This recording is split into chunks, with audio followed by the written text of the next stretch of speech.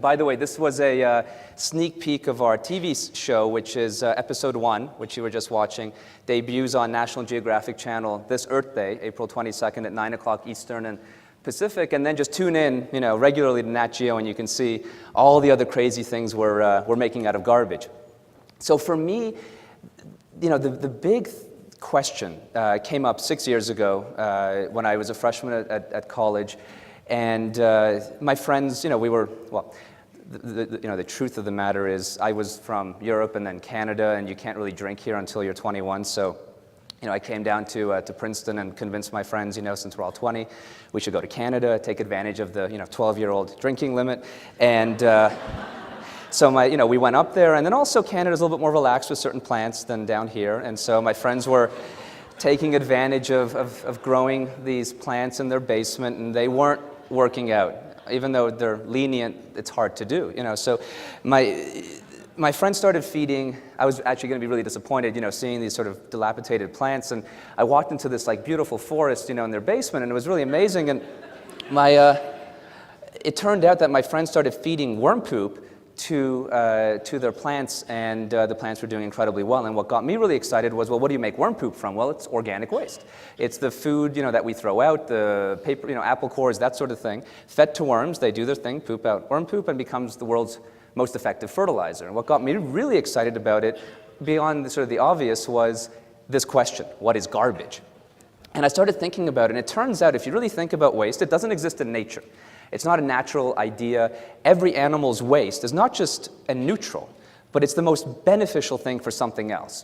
Say a carcass is the most important thing for a maggot, or some animal's dung is the most important thing for a plant. It's not just neutral, it's a super positive.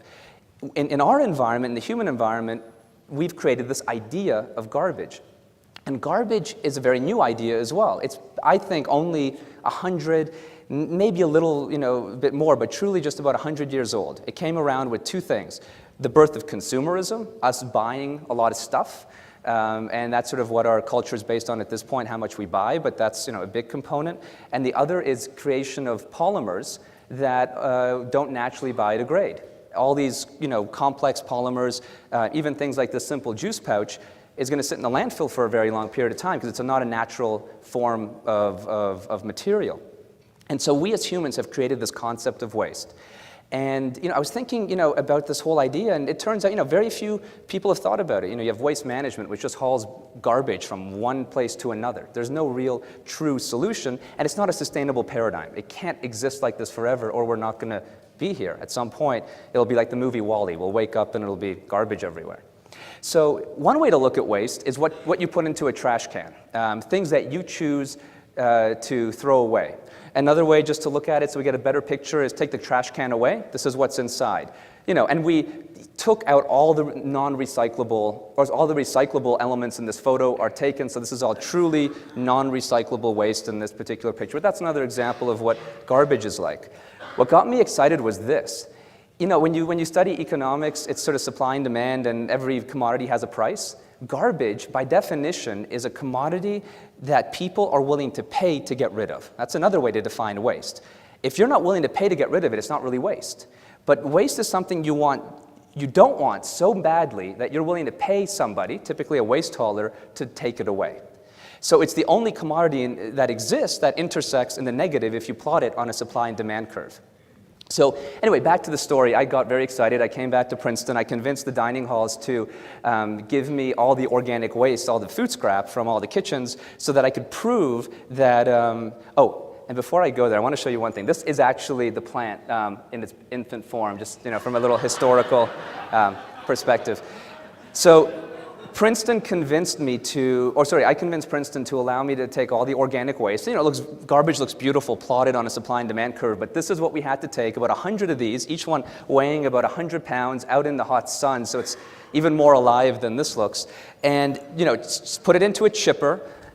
We bankrupted our credit cards to pay for this unit. I'll show you the first part was this. So we put it into a chipper, sent it up on a conveyor belt, put it into this unit. It was just a digester. It rotated and it took the waste to a really hot temperature, sort of like cooking it for the worms. It was all microorganism based, no heat or anything. Then we invented this system, and the essence, this came to me sort of sitting on a toilet, if you will, because all animals, I know, I know. Just wait, okay?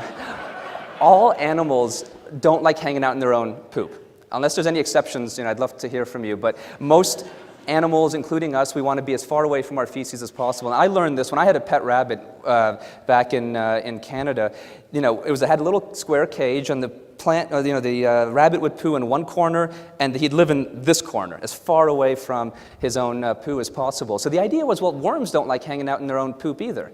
So what this system was, if you will, is down the middle, the food went into the middle hopper and then spread out onto these conveyor belts. Each plank is a conveyor belt, 6 feet by 6 feet. And the idea was that you'd put food in, and the conveyor belt would move it down to the end, and the worms would move in the other direction towards the food, away from their own feces. And if you timed it right so that the worms were moving up at the same rate the conveyor belt was moving down, the worms would stay in the middle, and you have a worm poop conveyor belt doohickey. And it's about an inch every 5 hours is the magical number, is how fast these guys go. So we started, taking all the dining hall waste. We had a hard time building the business. No one wanted to invest in a worm poop company. Suckers, I ended up dropping out of school, I didn't actually tell my parents for a good 6 months, but ended up leaving Princeton to sort of do this full time. And what we had developed at that point was this was our supply chain. We took organic waste, we fed it to worms, and we had figured out how to liquefy it, and we figured out we had a great fertilizer. What we couldn't do, because we had no money, literally we had $500 in our bank account when we started looking for packaging, is we couldn't afford packaging. And so we started looking at the whole field of sustainable packaging, and this is the biggest issue, I think, today in green products. And it's not, premium price is the big issue, but it's an issue because of this paradigm. Today, if I'm a company that packages a liquid in a bottle, which is many, many companies out there, from Windex to Coca-Cola, the cheapest way for me to construct this shape is virgin plastic. It's the cheapest way to go. Now, if I want to go more eco-friendly because, the market says we need to be more green, because Walmart says we need to be more green, we integrate more recycled content, but a problem happens. The price goes up. If you want to be even more green, then you maybe go to biodegradable corn-based plastic, while your price just goes even higher. So the challenge is that the typical status quo thought in eco-business is a trade-off. And I get interviewed all the time, and people keep asking the question, is it about money or the environment? And the question is a loaded question because it sort of says it's one or the other, and you have to trade one for the other. You can't have both, and this is an exact challenge in environmentally friendly products. And just as a case study, and try to answer this question as honestly as possible, today in most retail environments, especially if you look to seek it out, it's in all retail environments, there is the eco choice and the non-eco choice. Let's just take brand away, because brand is really a stickiness factor. It's not, that's just a factor of stickiness. And let's say the two products, whatever they are, doesn't really matter, perform exactly the same. The only difference is one is green and one is not. And one is, say, 2 cents more than the other, 2% more. One's $1, one's $1.02. Who here regularly, every decision, buys the premium-priced eco-choice? Please raise your hand if you do. Every decision. Raise them up high if you do. I can't see. Okay, case in point. For 2 cents, But what if they were the exact same price? Who here would buy the eco-choice? The only difference is one is eco, one is not. Would anyone not buy it? Let's reverse the question, maybe. That's the point. For 2 cents, we're not willing to go the more environmentally friendly choice. So it's a tiebreaker. It's not the reason to go more premium price, but the challenge is, and it was the challenge for us as well. Now, we couldn't even afford the non-recycled bottle, but nevertheless, where on this map do you put your product? Where do you go? How eco-friendly? So what we started, we were born in waste. We started looking at solutions in waste, and what we were thinking about is there true value in garbage? And the only place that has really done this is recyclable. Today, non-recyclable waste is a negative, recyclable is a big positive. So we started investigating the recycling system and found something very interesting in this paradigm. A recycler looks at this bottle as two things. One is as the plastic, which is valuable, and they want to get to the valuable plastic. They don't consider the plastic waste, but the shape, the actual contour, and it took money to make the plastic into this shape, energy, the mold, all the different things, to turn that plastic into that shape. That shape is garbage. You have to spend money to destroy the shape to get to the valuable plastic, hence the definition for waste, so it's only halfway there. So what we started looking at is, well, wait a minute, if we use used soda bottles, Where does that fit into this whole paradigm structure? So just go back to the bottle example. Using a used soda bottle, and here's an example of our first product ever. This isn't a used Coke bottle, as you may be able to tell. If you look at a used soda bottle, all you're valuing is the plastic. You're not valuing the shape. It's also the world's most environmentally friendly way to package because you're not doing anything except just refilling a bottle. You're not making anything. And it's this great irony that we found is that if you go to the most extreme case, the most environmentally friendly solution, you actually get back and you beat the price equation. And the solution for us has always come in the factor of garbage, what people perceive as waste. And it's funny that people don't, no one valued the shape until we came around. Now, one funny thing is we were packaging, as you can tell from the first product we made here, worm shit, literally, in used soda bottles. I mean, not to, coat it. And that's a Pepsi bottle. This is a Coke bottle. These are very valuable shapes to both of these companies. So after some conversations, we today, and it's framed sitting in my office, have the world's first and only global license to package shit in Coke and Pepsi bottles and sell it to Walmart and Target and Home Depot. So Coke was a little more challenging than Pepsi, as you can imagine. But what it allowed us to do, and we did this model out of desperation. We did this because we couldn't find packaging, couldn't afford packaging, so we went through people's recycling centers in Princeton, one of us actually getting arrested in the process because going through people's garbage is not the most legal thing to do. But we dawned on something really interesting. By making and packaging a product entirely out of waste, you get three basic and very important brand criteria. You always have to have a product that's at least as good as or better. That goes without saying. It became the greenest product that you could possibly manufacture. The only thing on this product that's actually not garbage is the label. Even the trigger heads are leftovers from big companies.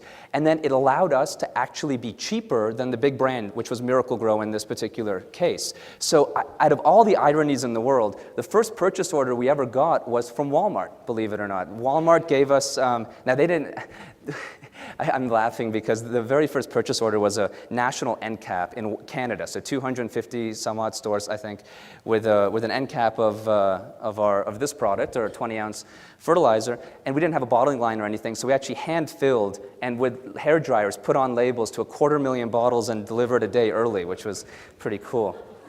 Yeah, thank you.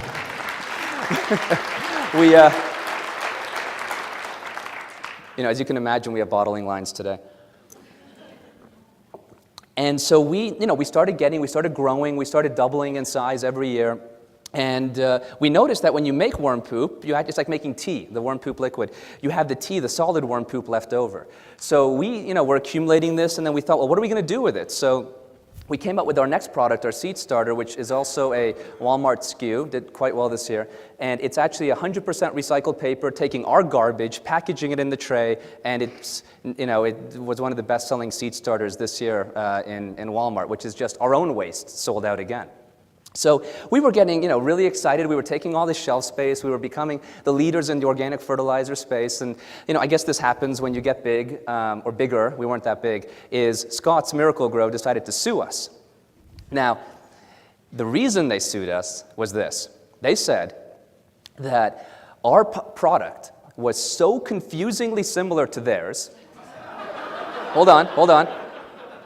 That you as a consumer couldn't tell them apart, and you were buying TerraCycle worm poop in a soda bottle thinking it's Miracle-Gro, and we were duping the consumer, sort of like the Prado bag or the, something like that. And so the big challenge, that I learned in this process is that in the American legal system, no matter whether you're right or wrong, you can sue a company, and that company has to pay its legal fees. Now, for us, the legal fees on this thing were racking up about $100,000, $200,000 a month, which for a company our size is huge. And it was this interesting lesson I learned because the lawyers were telling us it's going to be $2 million before we even see a courtroom, before we can even prove our case. And even if we're right, which I thought we were pretty close to being right on this one, I'm sure, I guess you'll agree, we would never get that money back. So I was reading, it was sort of a desperate moment for us, and I was reading Ben and Jerry's book, and they, when they started Ben and Jerry's, they had a similar situation with Haagen-Dazs. So what they went out is they created an ad campaign called What is the Doughboy Afraid of? We did two things. And I want to show you this first picture because we have a big graffiti element in our factory. And our factory literally is, and we have, what, 250,000 square feet. It's every 2 weeks, the whole factory is repainted, the whole outside, because we let graffiti artists come and paint it. And this was the biggest irony. You know when you get sued, you get it in like, UPS, you get it by fax, you get it by email, by phone, by telegram. We got the lawsuit hitting us in every form of communication, and we walked outside, just to sort of get some air, and they had just painted this piece. So I took my friend Robin, who's in the photo, took a bottle of Miracle Grow, took the photo, blew it up 6 feet, and that was what we replied to Miracle Grow as a gift. And we immediately launched suedbyscots.com. And we just posted the lawsuit, no opinion or anything, we just posted the lawsuit, and it resulted in about 100 huge articles over a 3-month period, and at the end of that, Miracle Grow settled on the terms that we were ready to settle with at the very beginning. And the big lesson that I learned here, and especially for anyone running a small business or starting a business, is in this situation, look at the media as your solution. It worked for Ben & Jerry's, it worked for us, and the biggest irony here was that our brand recognition went way up after the lawsuit. So. I sent the CEO of Miracle Grow a bottle of champagne when it was done, thanked him, and we were on our way. So the question became, now that we had done everything in worm poop, what's next? So we started expanding, where we were comfortable. We created a bird feeder, which just took the soda bottle concept, flipped it upside down, filled it with bird food, voila, bird feeder. Or we looked at rain barrels, which is, these are just old Napa Valley wine barrels that vineyards buy for about $1,000 each, and then use them once and throw them out. So we picked it up, put a hole in the top and the bottom, and you have Home Depot's and Sam's Club's rain barrel. Then we started looking and said, look, is waste just in physical objects? And we realized that this paradigm, people wanting to pay to get rid of something, is in more than just physical objects. An example, graffiti, this is some of our walls, is in the same paradigm. In other words, if I took a can of spray paint and I spray painted this wall, no matter how beautiful the artwork was in my eyes, two things would happen. I'd get arrested and we'd spend money dealing with me being in jail. And the second thing is the hotel would spend a lot of money fixing the wall very, very quickly. Either way, spending money to eliminate it. And I think this is, worthy of to be called art, if you will. And so what we said to when we moved into Trenton and bought some buildings, is said, look, any graffiti artist can come paint anything they want whenever they want. And it got so big. These walls are about 30 feet tall, and like I said, it's a huge amount of square footage. Every 2 weeks you walk in, the whole thing is brand new. So what we did, being true sort of capitalists, is we hired them, and we put out the graffiti pot, which is very ironic. What magazine debuted the pot? Now they asked us to tone it down a little bit. That's why it's a little bit more plain than we would have liked, but that became a very interesting idea.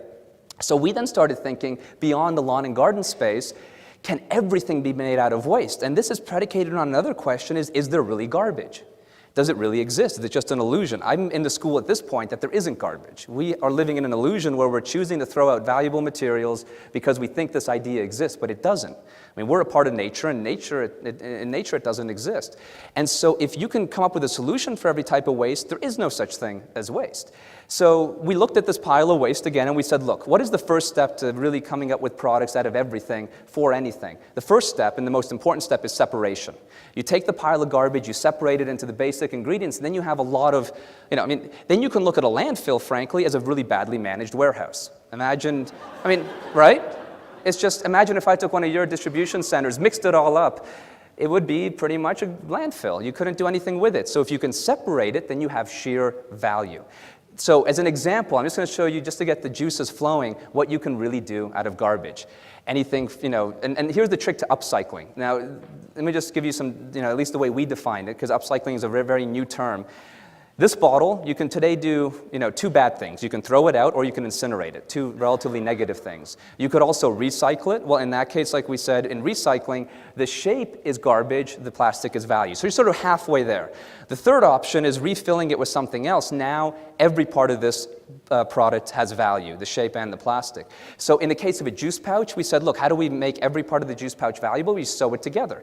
And then you can make anything from, this tote bag to the bag you see down there. I think you have pencil cases in your gift bags today. So you can do anything, and there's about 30 different products today out of juice pouches. Or wrappers can be made into anything from bags to ornaments to bows to kites and so on and so forth. The TV show that we were previewing actually follows, each episode follows us that we take one waste stream, make it into a product, and sell it to a major retailer. I won't show you who we sold it to till the end of the presentation, but the kite was the product that was featured, or when you see the show, will be featured. Even deodorant sticks can be used. Imagine making it into a gigantic eraser. It still clicks up like a deodorant stick. Or what's the difference between a chapstick tube and a glue stick? Frankly, it's the content. So you can take one or the other and switch them around, and you have a new product. Or yogurt cups. Yogurt cups are not recyclable. And so all you do is you put a hole in the bottom, and suddenly you can replace all the planting pots that are out there.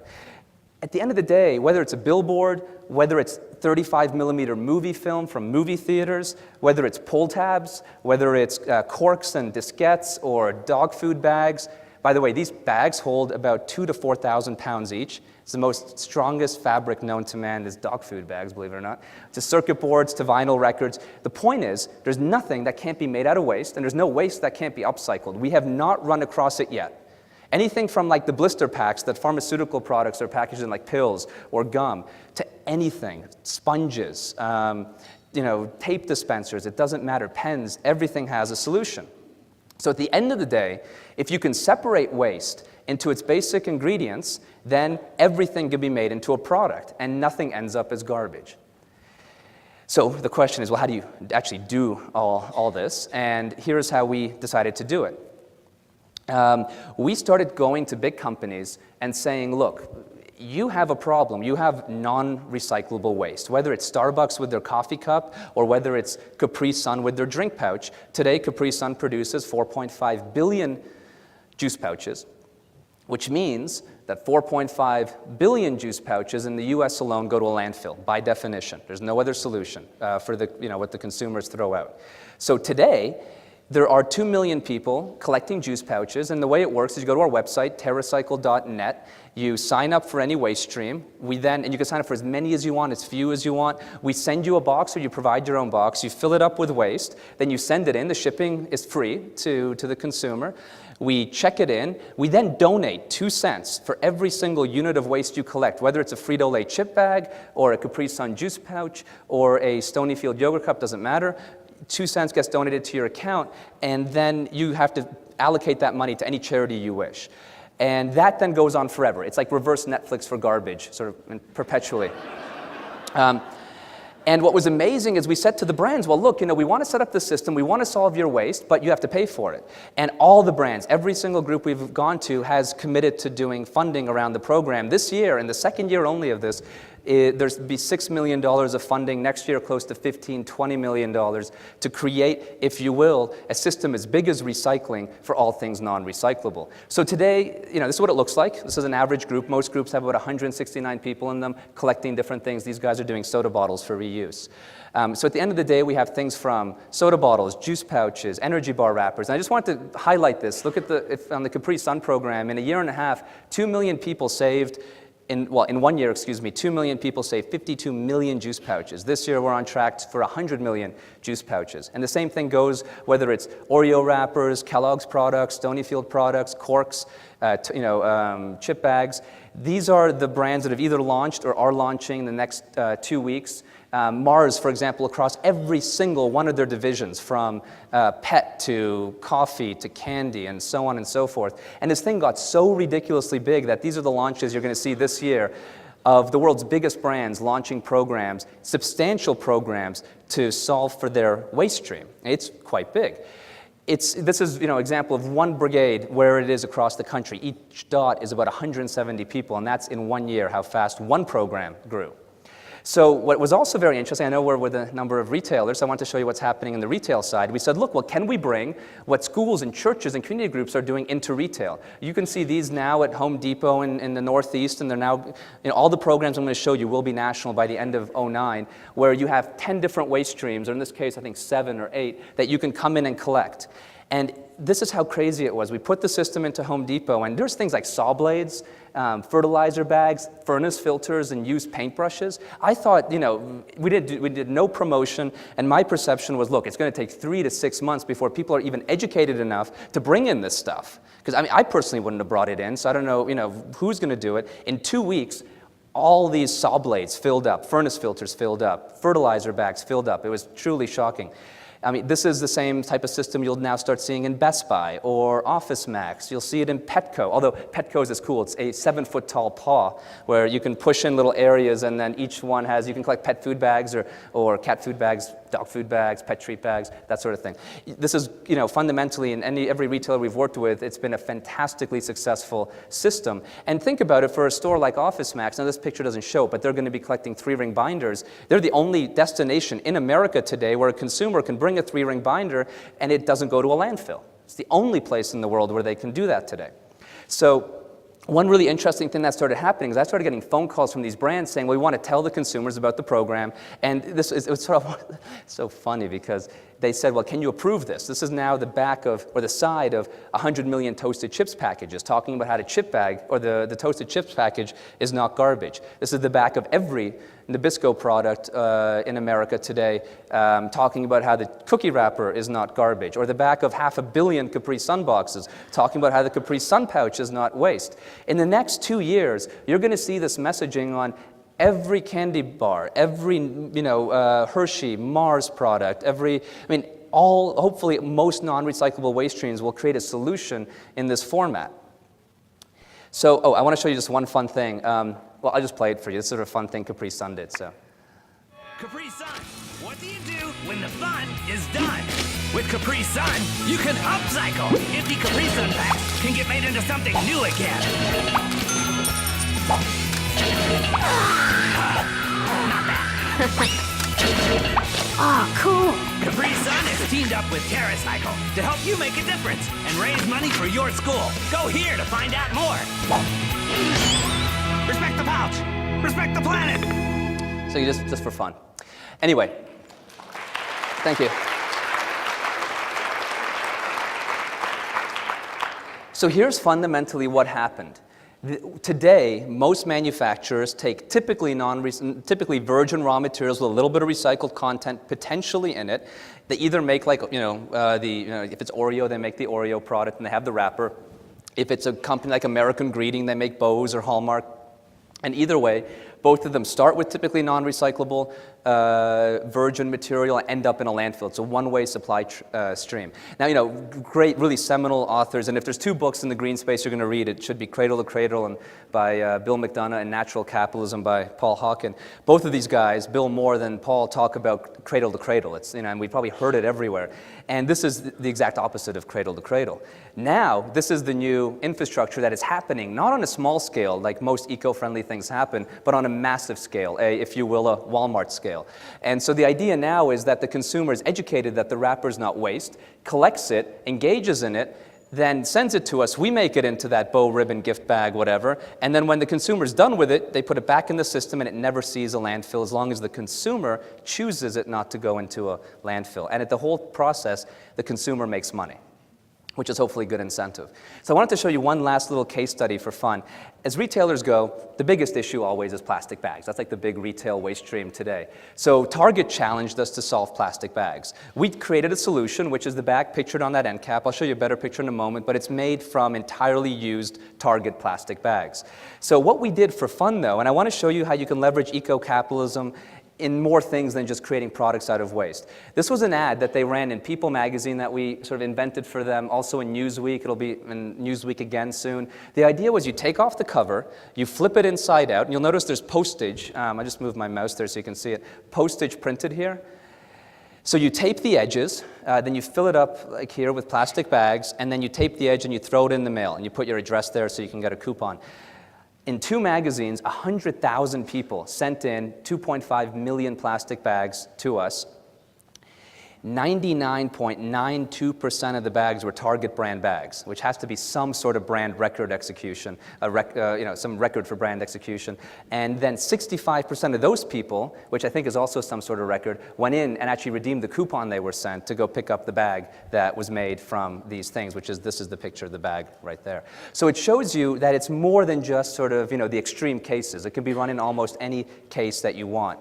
So TerraCycle today, I mean, we're growing like absolutely crazy. We're opening up in Mexico, Canada, the UK, and Brazil. And in 2009, we'll be doing more Latin American and Europe expansion in 2010. And what we found is this is the big idea that we're growing towards. Today, garbage exists in a very big and a very real way.